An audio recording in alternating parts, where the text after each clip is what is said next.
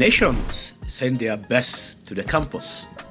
The campus shapes them and sends them back to shape nations. But who is reaching the campus?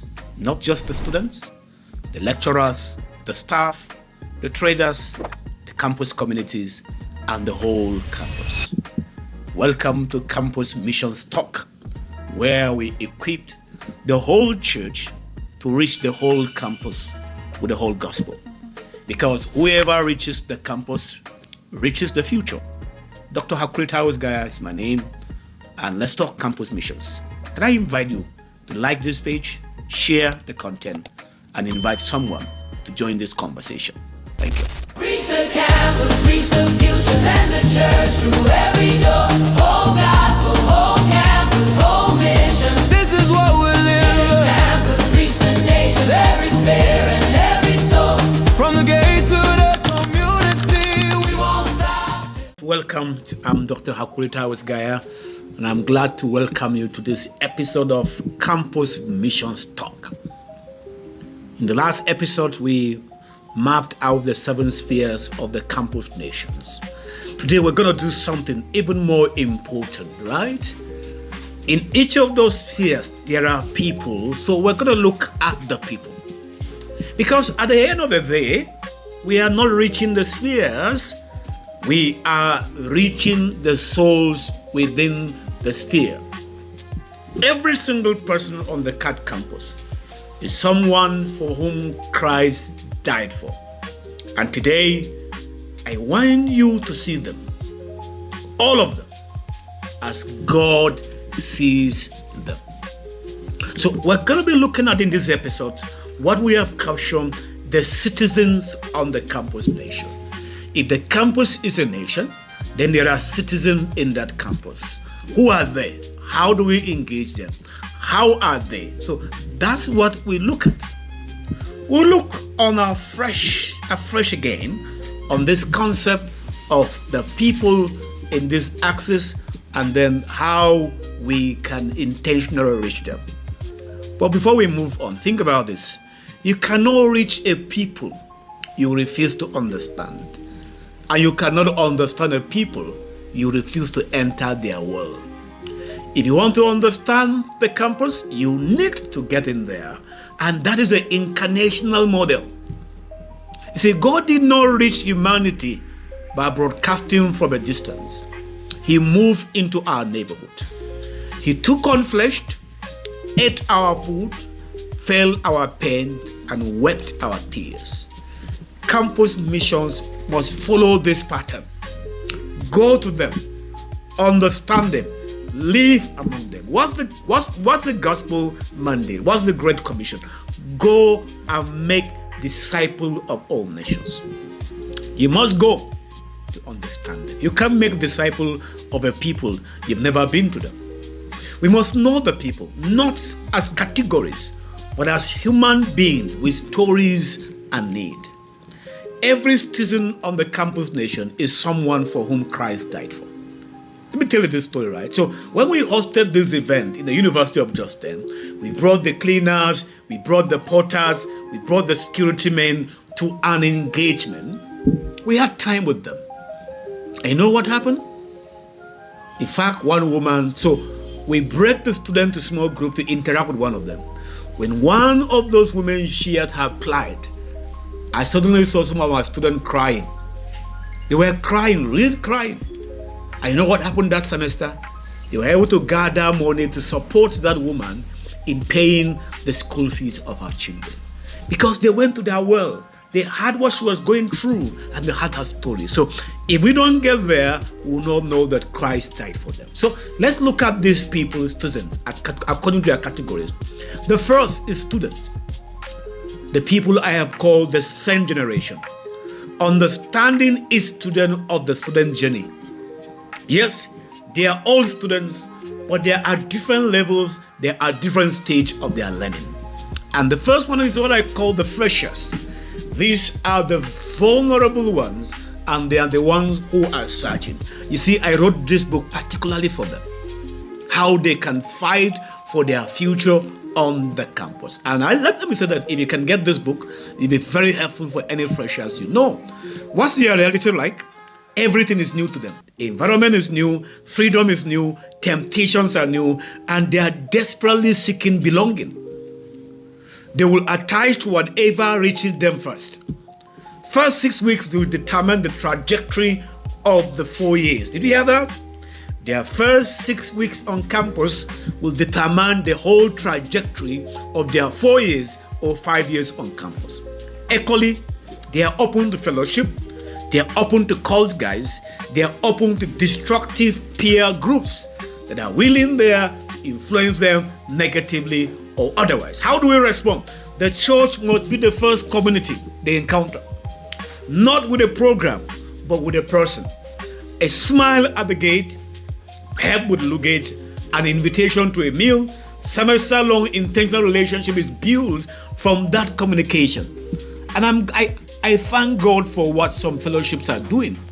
In what they call catch them young, in what they call, they go out there, reaching them at the different spheres where they are, help them register and so on.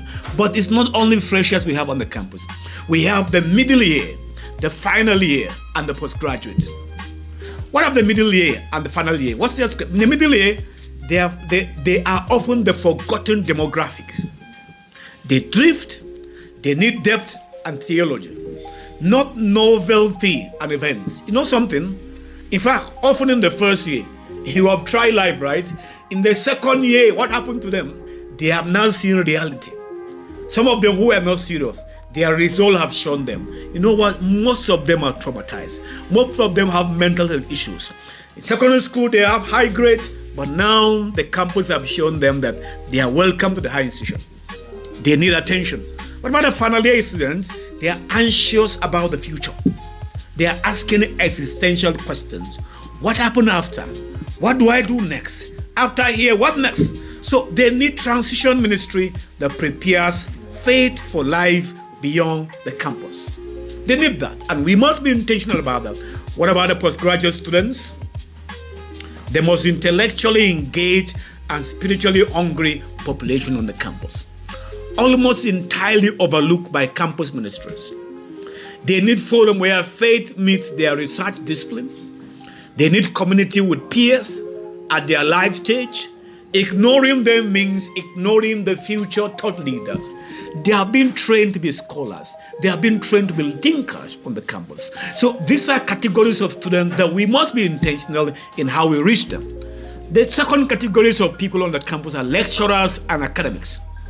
These are the most strategic category, and yet they are the most neglected mission field on the campuses of our world.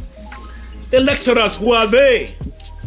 Lecturers, they are the shaper of mind. One lecturer influences thousands of students over a 30-year career. Imagine that they shape just 1,000 students every year. Put it by 30 years, that's how many years? 30,000 students. 30,000 who are released to society, released to community, released to nations of the world, and they are out there. They determine what students read, what students think, and what students assume as reality. Most of them are never considered as mission priority by campus ministries. Many carry heavy burdens, underfunding of their work, corruption pressure, personal pains and disillusion. The gospel affirmed intellectual work, offers forgiveness and provides community, gives eternal meaning to their engagement. This is something that we need to work on and something we need to engage in. How do we reach the academic community? How do we reach them? Deploy Christians who can engage at their intellectual level with humility. Get people, train people who can be there. Build relational credibility through consistent presence on the campus. And if I have my way, I'll suggest that if you are into campus mission, if you do for 5 years, you should have a master's. Move on to have a doctoral degree. That way you can interact with them, you can engage them. Organize academic forum, faith scholarship dialogue, reading groups, and then that way. But you need to also be patient. Academics are trained to be skeptical, trust builds slowly. The church must send missionaries to the academic community. We must send missionaries there who can engage these categories of person. And it's very critical as we engage with them, as we touch base with them. The third category is what I call the invincible citizens. They are often invincible. Who are they? The non-academic staff, the traders, and the host community. They are often not visible. Think about this. A security man of 22 years that stays at the gate. In all that time of years, not one person from any fellowship, from any church, from the chapel or Christian organization ever asks him about his soul. Not one. 22 years, 30 years, 40 years, they are there working. Nobody cares to ask them, what do you think about them? They are present more consistently than any other population on the campus and invincible to ministry. They have low wages, they have issue of job security, they have family pressure, and many are also in spiritual bondage. You see them drunk, right? The gospel declares their dignity. Every worker is an image bearer of God.